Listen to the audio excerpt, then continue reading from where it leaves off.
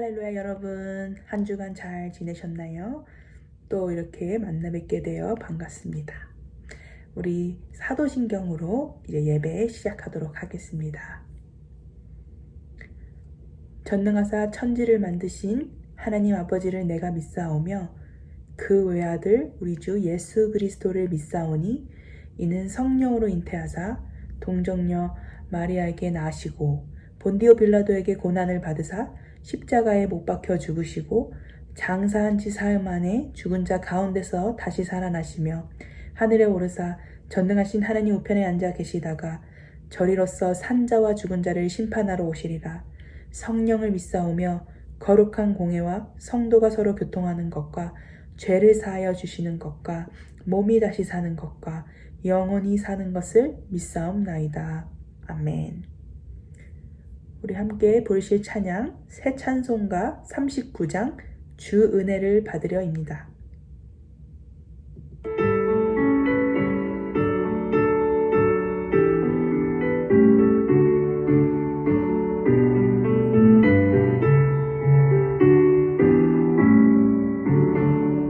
주 은혜를 받으려 모인 성도들 주 크신 뜻에 닿게 하옵소서. 내 고통의 멍에를 나아보게 되니 날 구속하신 이름 찬양하리. 주 우리를 곁에서 인도하시니 그 거룩한 나라가 이루어지네. 저 마귀와 싸워서 늘 승리하니 큰 영광 주께 돌려 찬양하리.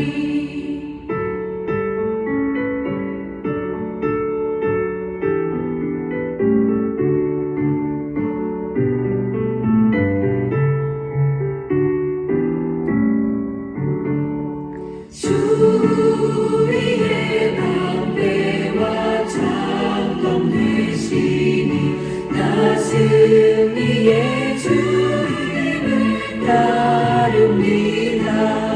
그 환난을 당할 때 늘 도우시니 승전가 높이 불러 찬양하리.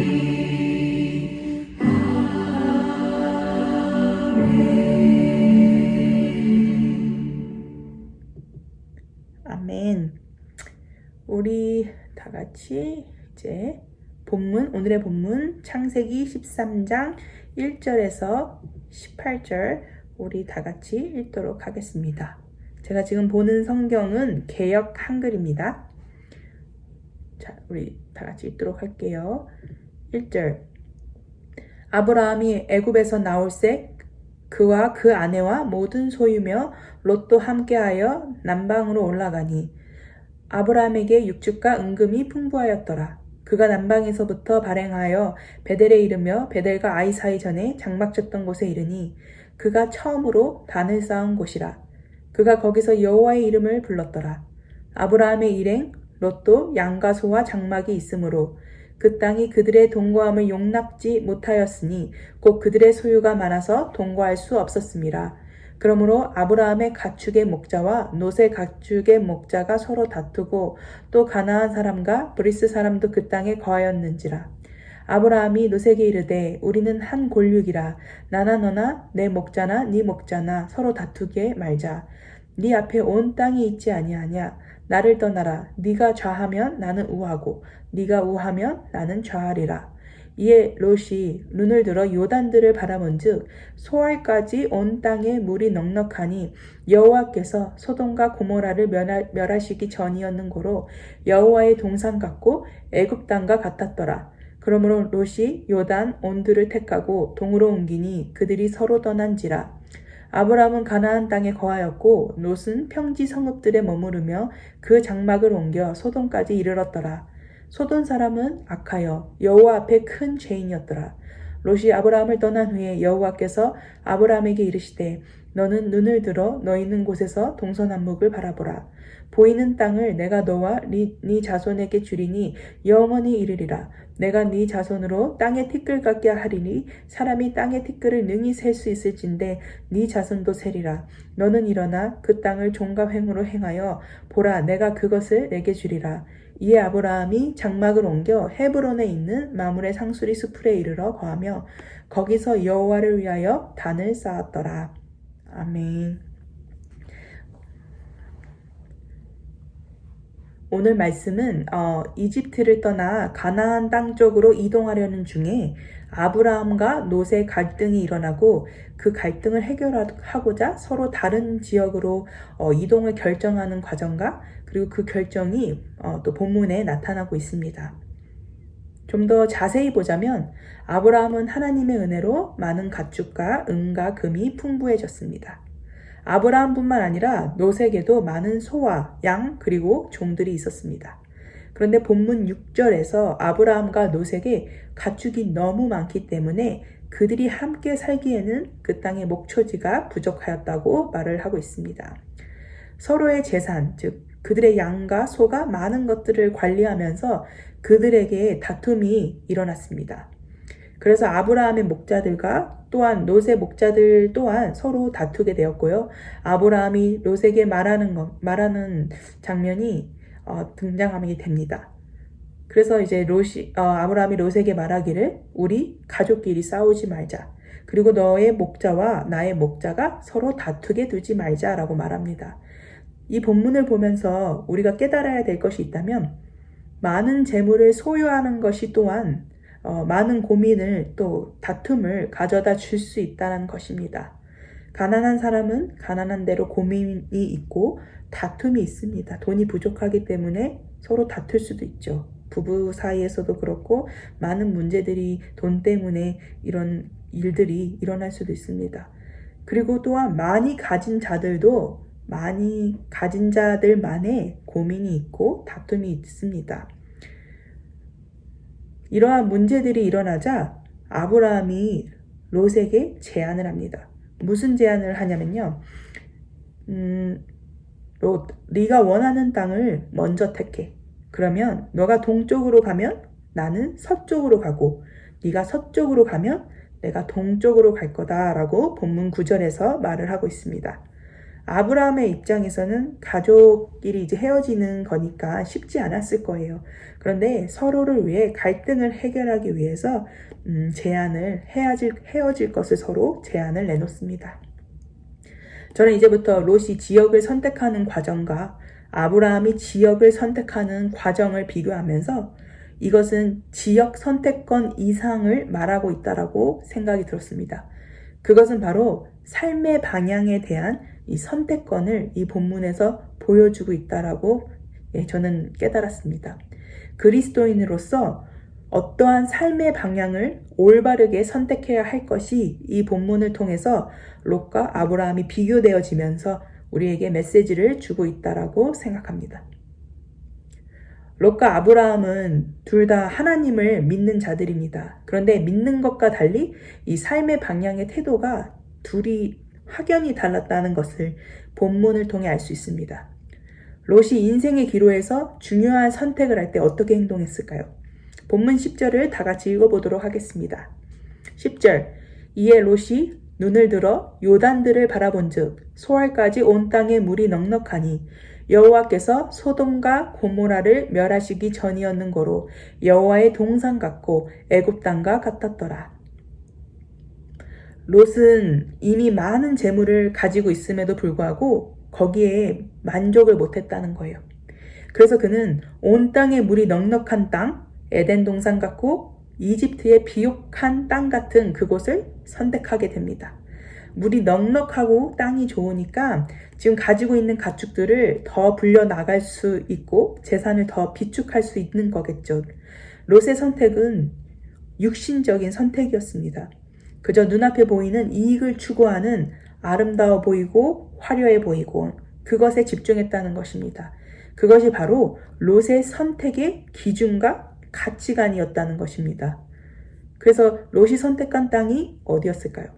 그것은 바로 악이 가득하고 여호와께 크게 범죄를 한 곳, 바로 소돔입니다. 결국 이 소돔 땅은 하나님께서 어떻게 하시죠? 멸하시는 땅입니다.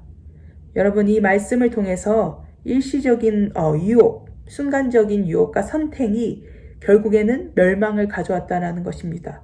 우리가 흔히 한치 앞을 모른다는 말이 있잖아요.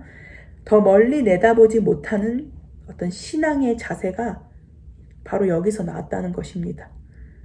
하나님과의 관계에서 생각하지 않고 인간의 어떤 이기적인 마음으로 선택한 결과가 멸망으로 이어졌고, 롯과 다르게 또한 아브라함의 삶을 우리가 주목해 봐야 합니다. 그러면 아브라함의 삶의 방향은 어떠한 방향의 선택은 어떨까요? 아브라함은 13장에서 보면 그 땅을 스스로 선택하지 않아요. 이 말씀을 보면서 제가 깨달은 것은 아브라함은 선택의 기로에 분명히 있어요. 그런데 그는 선택을 하지 않아요. 선택하지 않고 바로 예배합니다. 우리가 13장에서 아브라함이 베델과 아이 사이에 천막을 치고 단을 쌓은 곳에 이르러 거기서 여호와께 경배했다고 본문 4절을 통해 알 수 있습니다. 그리고 아브라함은 약속의 말씀을 하나님께 받고 또다시 여호와께 단을 쌓고 예배하는 것을 본문 18절을 통해서 알 수 있습니다. 이렇게 예배하는 자에게 하나님이 친히 찾아가 주시고 지혜 주시고 선택의 기로에 있어서 주인이 되셔서 말씀해 주십니다. 그것은 바로 아브라함이 이전부터 하나님을 예배하고 경배하는 관계가 잘 되어 있기 때문에 그는 늘 선택권에 있어서 본인이 선택하는 것이 아니라 그 자리를 하나님께 먼저 아뢰는 삶 살았다고 저는 확신합니다. 하나님께서 아브라함에게 어떠한 방향으로 어떠한 땅으로 이제 인도하셨을까요? 본문 14절에서 17절 우리 다 같이 합독하겠습니다. 롯이 아브라함을 떠난 후에 여호와께서 아브라함에게 이르시되 너는 눈을 들어 너 있는 곳에서 동서남북을 바라보라. 보이는 땅을 내가 너와 네 자손에게 주리니 영원히 이르리라. 내가 네 자손으로 땅에 티끌 같게 하리니 사람이 땅에 티끌을 능히 셀 수 있을진데 네 자손도 세리라. 너는 일어나 그 땅을 종과 횡으로 행하여 보라. 내가 그것을 내게 주리라. 하나님은 아브라함에게 약속의 땅으로 인도하십니다. 일단은 동서남북을 바라보라고 하시고 약속하세요. 너가 보이는 땅, 내가 너와 내 자손에게 주리니 영원히 이르리라. 그리고 많은 자손들과 땅을 주신다고 하나님께서 아브라함에게 말씀하십니다. 이것은 하나님께서 아브라함에게 이전부터 약속했던 언약입니다. 인간이 발을 딛고 정착하고 살아가야 할 땅 같지만 이것은 하나님께서 오래전부터 계획하시고 약속하신 축복입니다. 왜 그럴까요? 아브라함의 계보가 예수님의 구원 사역과 연결되기 때문입니다. 하나님이 인도하시는 그 선택의 방향은 바로 종국적으로 구원입니다. 롯은 소돔이라는 그 땅, 멸망의 땅을 선택했지만 아브라함은 구원의 약속이 이루어질 땅으로 점점 나아가고 있다는 것입니다. 우리 이제 마지막 본문 18절 합독하겠습니다. 이에 아브라함이 장막을 옮겨 헤브론에 있는 마므레 상수리 스풀에 이르러 거하며 거기서 여호와를 위하여 단을 쌓았더라. 이 말씀을 통해서 아브라함의 순종의 자세를 우리가 볼 수 있는데요. 하나님의 말씀에 지극히 순종했던 아브라함이 천막을 바로 옮깁니다. 즉각적인 믿음의 반응입니다. 그리고 그는 다시 한번 또 예배하는 예배자의 모습을 보여주고 있습니다. 오늘 이제 본문의 말씀을 통해서 우리는 인생을 살면서 선택의 순간을 빼고서는 말할 수가 없습니다. 우리는 매일매일 밥 먹는 거, 오늘 먹는 메뉴조차도 선택해야 할 때가 있어요. 그리고 학교, 내가 살아야 할 곳, 배우자, 그리고 직장, 우리의 삶 가운데는 항상 선택이 있어요. 여기서 우리는 안 믿는 사람들의 어떤 선택은 어떨까요? 많은 자료들과 또 조사도 할 거고 조언도 또한 구할 수 있을 것입니다. 그리스도인들과 다른 점은 본인이 주체가 돼서 스스로 선택하는 삶의 주인이라는 것입니다.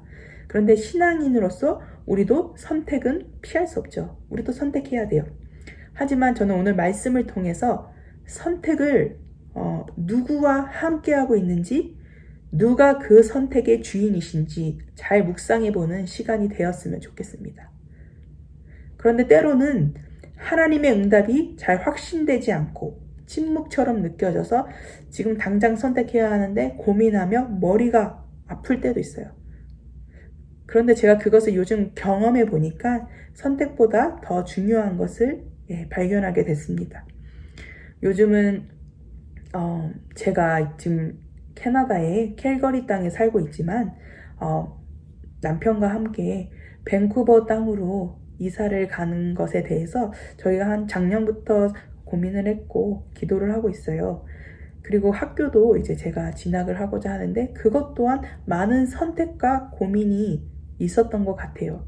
그런데 고민한다고 이게 해결되지가 않는 거예요. 그럴 땐 어떻게 해야 한다? 바로 예배를 드려야 된다라고 좀 확신합니다. 예배하실 때 하나님께서 지혜 주시고 그 선택의 삶의 방향으로 주님께서 잘 인도하신다고 믿습니다. 근데 때로는 하나님의 응답이 잘 확신되지 않고 침묵처럼 느껴져서 정말로 그것을 계속 고민하느라고 머리가 너무 아플 때도 있어요. 그런데 우리가 계속해서 파고들면 답이 없잖아요. 그래서 답은 뭐다? 예배. 그리고 하나님. 먼저 예배 앞으로 나아가고 예배가 우리의 본질이 될 때 그 나머지의 선택에 대해서는 하나님께서 선한 길로 인도하신다는 것입니다. 그래서 저도 이제 복잡한 선택 사항들을 다 내려놓고 예배 안으로 들어가니까 이제 본질이 무엇인지 믿음이 또 생깁니다. 그래서 적어도 이제 요령이 생기는 거예요. 무엇을 선택하지 말아야겠다라는 이 요령이 생기는데 그것은 바로 롯의 그런 행동을 보면서 눈에 보이는 어떤 이득, 그리고 하나님이 기뻐하시지 않는 방향, 내가 드러남, 또는 화려해 보이는 삶, 그것을 내 삶의 본질로 두지 않고 하나님이 기뻐하시는 그 방향으로 나아갈 때 돌아보면 옳은 선택이었고 하나님이 함께 하시는 선택이라고 생각합니다. 그리고 그것이 설령 내가 선택했다 할지라도 돌아보면 하나님의 인도하심이 있었고 저의 선택을 또 존중하는 아바 아버지라는 것을 믿고 나아갔으면 좋겠습니다. 그래서 저는 지금도 지금은 고민이 어떤 선택에 있어서 어느 정도는 정리가 된 상태예요. 그런데 이 선택을 함에 있어서 제가 가장 잘했던 행동이 뭐였냐라고 생각을 해보니 생각하는 모든 고민하는 것들, 선택의 기로에 있는 것들 다 내려놓고 아브라함처럼 그 자리에서 하나님께 제단을 쌓고 예배하고 경배했던 아브라함처럼 경배의 자리로 나아갈 때에 하나님께서 그 말씀과 그 예배, 그 찬양을 통해서 말씀해 주시고 옳은 길로, 선한 길로, 그분이 기뻐하시는 길로 인도하신다라는 것입니다. 그래서 여러분과 제가 지금 선택에 어떠한 기로가 있다면, 선택해야 할 것이 있다면 여러분 예배하십시오. 예배하는 여러분과 저의 삶이 되기를 진심으로 소원합니다. 이제 제가 기도하고 주기도문으로 이제 예배를 마치도록 하겠습니다. 하나님 아버지 감사합니다. 오늘 말씀을 통해서 롯과 아브라함 그 선택의 순간을 통해서 그 선택 전에 그 태도를 통해서 우리가 어떻게 어떠한 방향으로 나아가게 되는지를 알게 됩니다. 하나님, 눈에 보이는 이득과 화려한 것, 나의 어떤 이익을 위해 선택하는 것이 아니라 하나님의 오르시는 방향, 하나님이 인도하시는 방향으로 선택하며 나아가게 하여 주시옵소서. 하나님, 내 뜻이 아니라 하나님의 뜻을 더욱더 구하고 예배하게 하여 주시옵소서. 하나님, 선택 이전에 예배자가 되게 하여 주시옵소서. 하나님, 내가 무엇을 선택하는 것 이전에 주님을 더욱더 예배하는 예배자로 더욱더 아브라함처럼 세워주시길 하나님 바라고 기도합니다. 하나님, 또한 우리 사랑하는 성도 여러분들, 하나님 지금 무엇을 선택해야 될지, 어떠한 방향으로 나아가야 될지 길을 잃고 헤매고 있다면 하나님께서 어루만져 주시고 예배의 자리로 나와 하나님 그 자리에서 감동 주시고 은혜 주셔서 하나님 본질이 무엇인지를 알 수 있는 저희의 삶이 되게 하여 주시옵소서. 모든 것에 감사드리며 주 예수 그리스도의 이름으로 기도합니다. 아멘. 우리 다 같이 주기도문으로 예배를 마치도록 하겠습니다. 하늘에 계신 우리 아버지, 아버지의 이름을 거룩하게 하시며 아버지의 나라가 오게 하시며 아버지의 뜻이 하늘에서와 같이 땅에서도 이루어지게 하소서. 오늘 우리에게 일용할 양식을 주시고 우리가 우리에게 잘못한 사람을 용서하여 준 것 같이 우리 죄를 용서하여 주시고 우리를 시험에 빠지지 않게 하시고 악에서 구하소서. 나라와 권능과 영광이 영원히 아버지의 것입니다. 아멘.